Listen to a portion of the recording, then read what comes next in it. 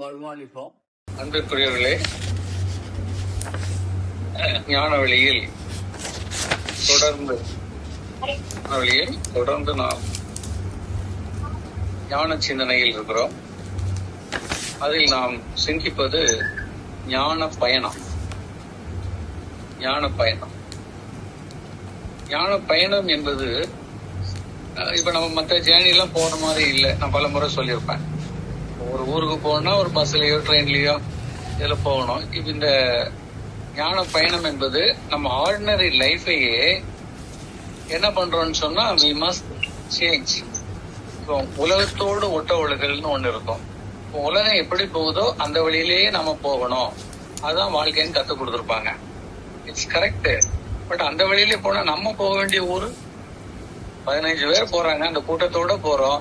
அவங்க எங்க போறாங்களோ அங்கதான் நம்ம போகணும்னா நம்ம போக வேண்டிய இடத்துக்கு போக முடியாது.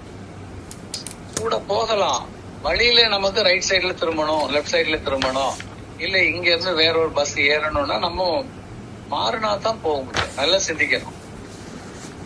எல்லாரும் இதுவரை என்ன சொல்லிட்டு இருக்காங்கன்னா ஊரோட ஒத்து போனா நம்ம வாழ்றது காமன் லைஃப் இல்ல, பர்சனல் லைஃப்.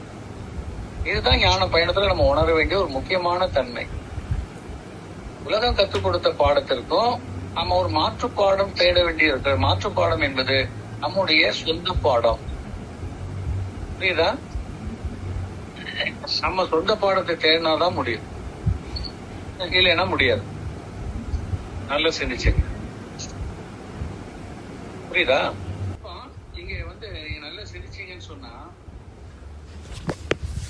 காமன் பாடம்னு ஒண்ணு இருக்கு, பொது பாடம். இது உலக ரீதியாக உள்ள ஒரு பாடம். பொது பாடம் என்பது எல்லா மக்களையும் அணைத்துக் கொள்ளக்கூடியது.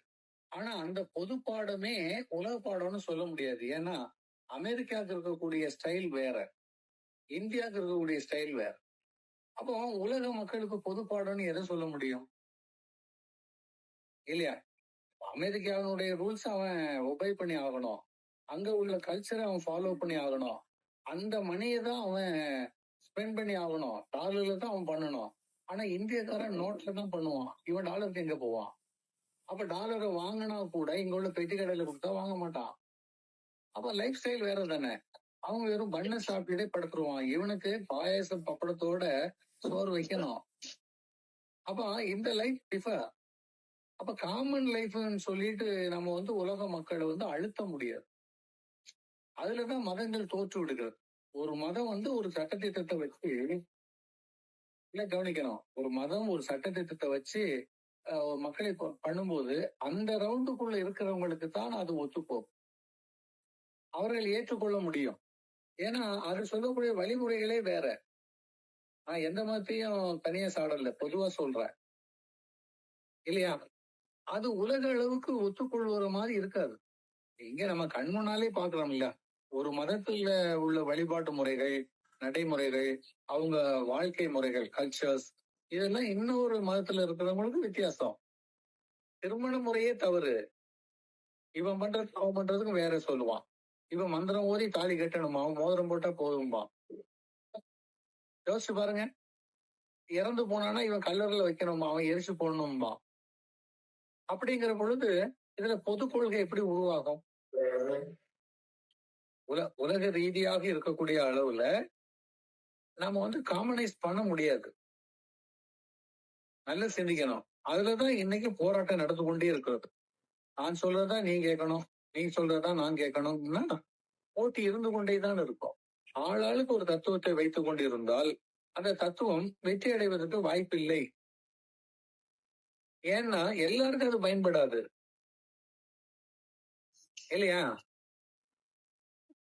அமெரிக்காரன் ஒரு ஹிண்ட்ஸ் கொடுக்குறான், ஒயிட் பீப்புள்ஸ், இங்க உள்ள பீப்புள் எல்லாம் ஒயிட்டா தான் இருப்பான்னு.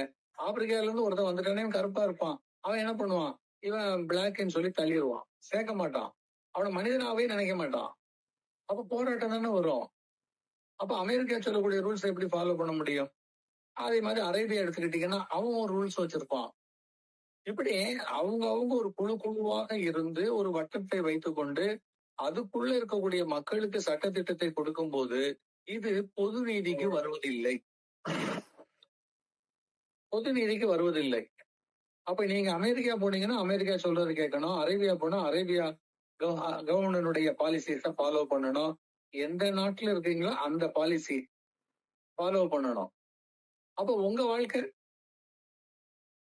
வாழ்க்கை அடிபட்டு போகுமே. அப்ப அங்கதான் நம்ம என்ன சிந்திக்க வேண்டியிருக்குன்னா, வாழ்க்கையை 2ஆ பிரிச்சுக்கலாம். பொது வாழ்க்கை, நம்மளுடைய தனிப்பட்ட வாழ்க்கைன்னு சொல்லிதான் பிரிச்சு என்ன பண்ணிட்டு இருக்காங்க, சமூகம் சொல்லக்கூடியது ஒண்ணு கேட்டுக்குவோம், நம்ம சொல்றத ஒண்ணு கேட்டுக்குவோம். இல்லையா? ஒரு தெருவுல பாத்தீங்கன்னா 10 வீடு இருக்கும். 10 வீட்டுல 10 வித வழிபாடு நடந்து கொண்டிருக்கும். ஆனா வெளியில வரும்போது அதை யாருமே காட்டிக்கிறது இல்ல. அவங்கவங்க அதுல இருப்பாங்க. இப்ப இதுல என்ன வந்துருதுன்னா, யாருக்கு நாம் மதிப்பு கொடுப்பது, யாரை ஏற்றுக்கொள்வது, யார் பின்னால் செல்வது, இதுதான் சிக்கல். நீங்க ஒரு தாட்டோட வெளியில வரும்போது தெருல உள்ளவன் ஒரு தாட்டை சொல்லும்போது உங்களால அதை ஏற்றுக்கொள்ள முடியாது. அவன் சொல்லுவான், காலையிலே சூரிய நமஸ்காரம் பண்ணிட்டு வந்துட்டேன்பா. நீங்க அந்த சூரிய நமஸ்காரம் எல்லாம் பண்ண மாட்டீங்க. அப்போ உங்களால அதை ஏற்றுக்கொள்ள முடியாது. நீங்க சூரிய நமஸ்காரம் பண்ணலைன்னு சொல்லி உங்களை ஒதுக்கி வச்சிட முடியுமா? இல்லையா? அவன் வழிபாடுனாலே சத்தம் போட்டு பண்ணணும், கையடிச்சு பண்ணணும், பாட்டு பாடணும், ஆடணும்பாங்க. ஆனா சிலவங்க என்ன பண்ணுவாங்க, அமைதியா கண்ணை பொத்திட்டு உட்கார்ந்து தியானம் போடுறோம் சொல்லுவாங்க. அப்ப 2 பேரும் எப்படி ஒத்து போவார்கள்? அதான சிந்திக்கணும்.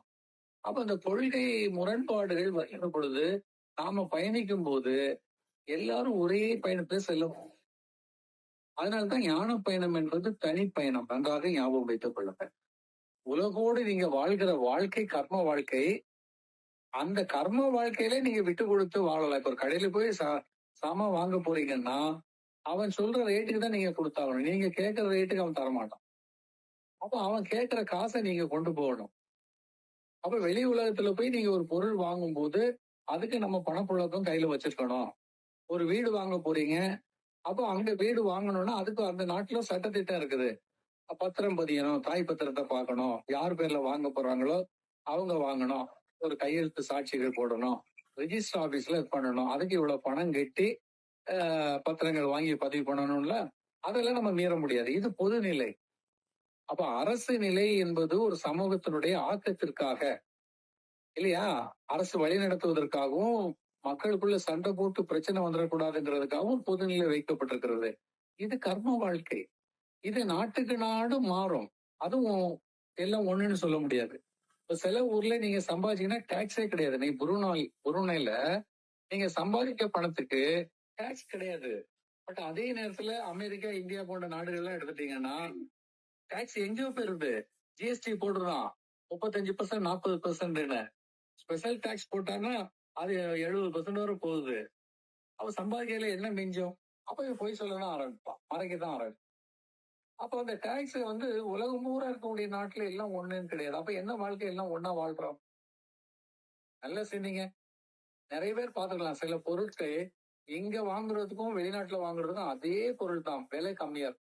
அதனால இங்க இருந்து முன்னால எல்லாருமே மலேசியா, சிங்கப்பூர் போனா அங்க வாங்க ஆரம்பிப்பாங்க. இங்க உள்ள பொருள் தான். ஆனா இந்தியால வந்தா அதே பொருள் காஸ்ட், அது வேற. அப்ப இங்க வாழ்க்கை எங்க ஒன்னா இருக்குது சொல்லுங்க. பொதுநிலை என்பதற்கு இடம் இல்லை கர்ம வாழ்க்கையில கூட, இல்லையா? நீங்க அவனை அடிக்க கூடாது, யாரையும் அடுத்தவனை நம்ம அடிக்க கூடாதுமா. ஆனா அவன் என்ன பண்ணுவான்னா பண்ணிட்டு அடிச்சிருமா.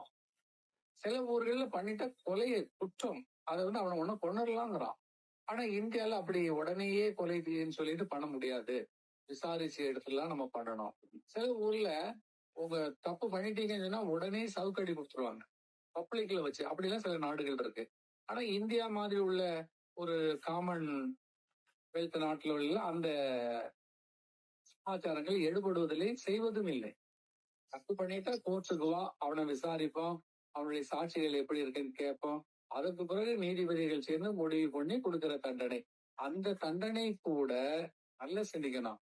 இந்த மாதிரி சுதந்திர நாடுகளை பப்ளிக்ல வச்சு அவனை தலையை வெட்டுறது, காலை வெட்டுறது எல்லாம் இல்ல.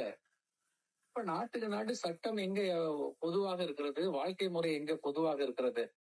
அப்ப நல்லா சிந்திச்சீங்கன்னா இதெல்லாம் வடிவமைக்கப்பட்டது, மனிதர்கள் செய்தது. நல்ல சிந்திக்க. ஞான வாழ்க்கையில நம்ம போகும்போது நம்ம எதை சிந்திக்கணும்னா அந்த செயற்கை, இயற்கை, இந்த 2 தாடு தான் நமக்கு வேணும்.